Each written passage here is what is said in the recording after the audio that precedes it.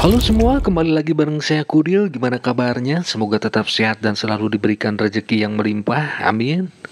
Mengintip sebuah film yang digadang-gadang akan ditayangkan di 10 negara yang berjudul Malam Penjemput Nyawa. Jadi penasaran nih, menceritakan tentang sebuah mimpi. Di dalam teori, mimpi itu sendiri adalah pengalaman bawah sadar yang melibatkan penglihatan, pendengaran, pikiran, perasaan, atau indera dalam tidur. Kejadian dalam mimpi biasanya mustahil terjadi di dunia nyata.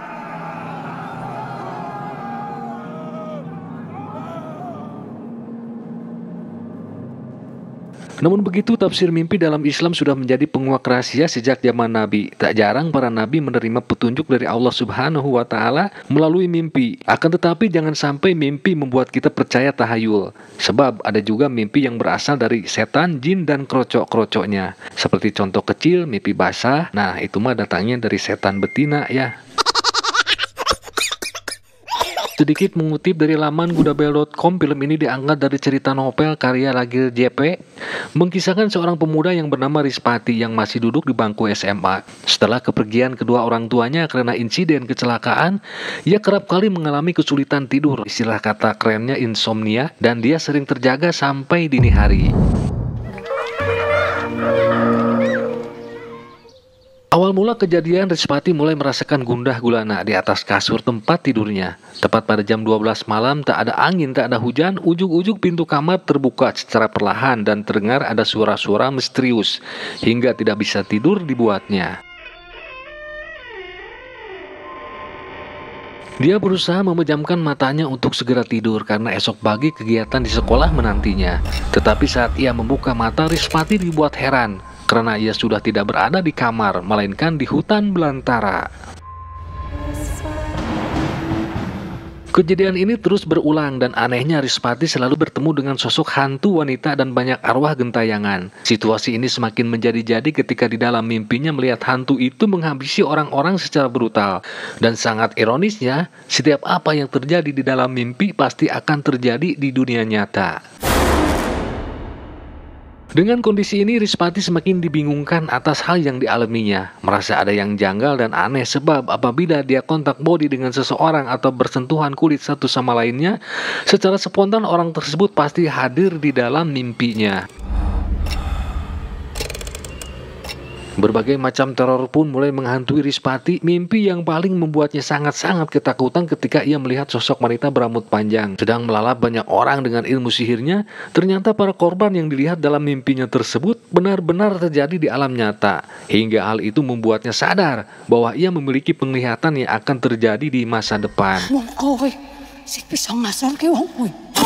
Sampailah ke titik di mana Rispati bertemu dengan teman barunya yaitu Wulan yang tak bisa ditembus alam mimpinya.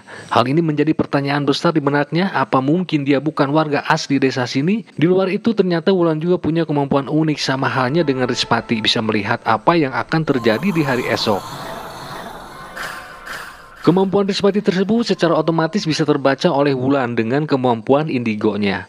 Apa yang dialami Rispati selama ini adalah karomah yang jarang dimiliki orang-orang konvensional pada umumnya.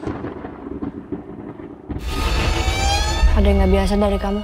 Kamu bisa lihat apa yang aku lihat. Kemudian dia mencoba membantu untuk meluruskan dan menelusuri rahasia di balik misteri yang kerap kali mendatangi Rispati dan dalam mimpinya tersebut. Alam mimpi itu bisa jadi tempat yang berbahaya kalau nggak hati-hati. Gimana caranya? Aku bisa kesana dengan kesadaran penuh.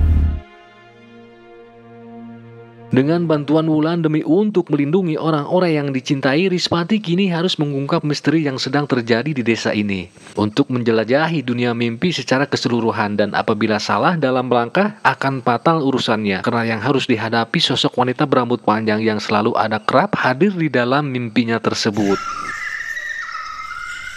Di akhir cerita terungkap sosok wanita misterius tersebut adalah Sukma yang menaruh dendam terhadap orang-orang di desa ini yang sudah memperlakukannya dengan cara tidak manusiawi di masa lalu. Dan wanita itu kembali datang untuk menghabisi seluruh warga desa dengan ritual ilmu hitam yang sudah dia pelajari, memanggil salah satu makhluk gaib penunggu gunung Merapi yaitu Nyai Gadung Melati untuk merasuki jiwanya. Tiba no kowe sing tak golek. Mampukah Rispati dan dua temannya melawan Sukma yang sudah dirasuki Nyai Gadung Melati?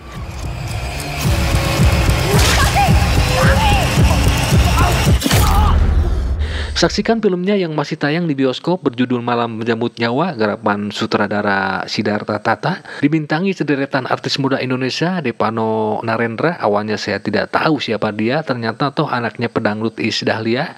Ada juga Keisa Leproka, Ratu Melisa, Budi Ros, aktor senior kita. Rating film ini mendapatkan nilai 7,5 di Internet Movie Database, disingkat IMDb ya. Dan sampai hari ini 2.011.838 orang sudah menyaksikan film ini. Pencapaian yang sangat luar biasa. Oke, terima kasih sudah menonton. Kurang dan lebihnya mohon maaf. Saya pamit undur diri karena harus segera terbang ke Kanada, yang informasinya film ini juga akan segera ditayangkan di sana dan saya akan menontonnya di dalam mimpi.